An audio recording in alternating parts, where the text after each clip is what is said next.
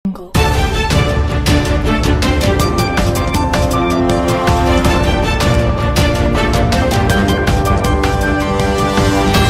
Jungle.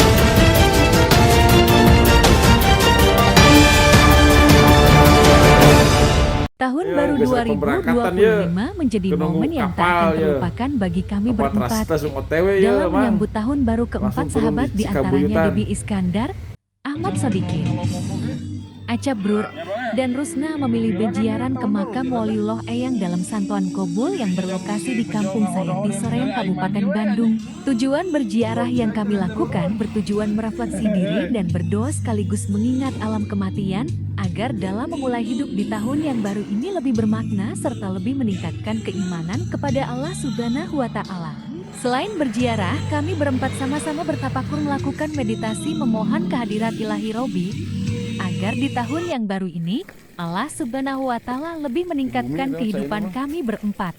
Seperti dikatakan Debbie Iskandar saat memasuki lokasi makam mengatakan bahwa pentingnya melakukan berziarah ke makam para waliullah di pergantian tahun. Tujuannya adalah agar kita terhindar dari sesuatu hal yang tidak kita inginkan di masa yang akan datang. Lebih lanjut, Debbie menjelaskan terkait mengapa kita melakukan ziarah ke makam para waliullah.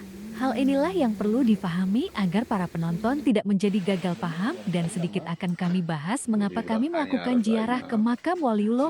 Beginilah bahasanya, setiap kelahiran anak manusia ke dunia Allah sertakan malaikat mulhim di bahu kanannya dan Allah sertakan pula jin korin di bahu kirinya, dia menyertai sampai akhir balik.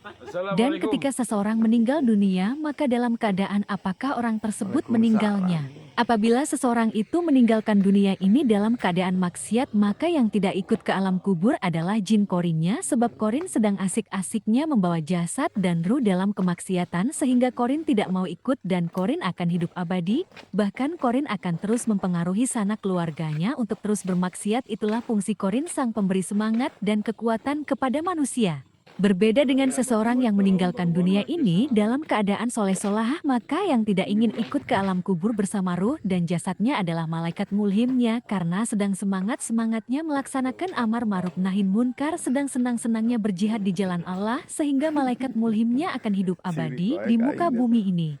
Tugas dan fungsi malaikat mulhim tentunya ada tingkatan dalam segi keilmuannya ketika masih bersama di dunia bersama korin, ruh dan jasad dalam segi keilmuan, ketaatannya dan keimanannya kepada Allah, dan hanya seseorang yang berilmu tinggilah sehingga nama besarnya selalu dikenang masyarakat luas dan bergelar sebagai waliullah, manusia kekasih Allah. Lebih lanjut, Debbie menjelaskan bahwa tugas waliullah tidak putus dalam mengajarkan kebaikan kepada umat manusia sekalipun jasadnya telah terkubur, namun keilmuannya tetap hidup bersama mulhimnya.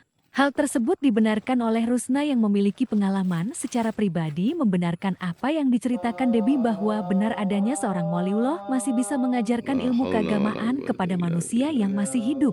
Hal ini terbukti dialami seorang teman yang selama hidupnya sangat gemar melakukan berbagai kemaksiat, hingga suatu saat tersandung tindak pidana yang membuat dirinya sangat ketakutan karena diburu pihak kepolisian, dan dia meminta bantuan kepada saya, kata Rusna, lalu saya arahkan dia untuk berpuasa di makam waliullah selama 3 hari.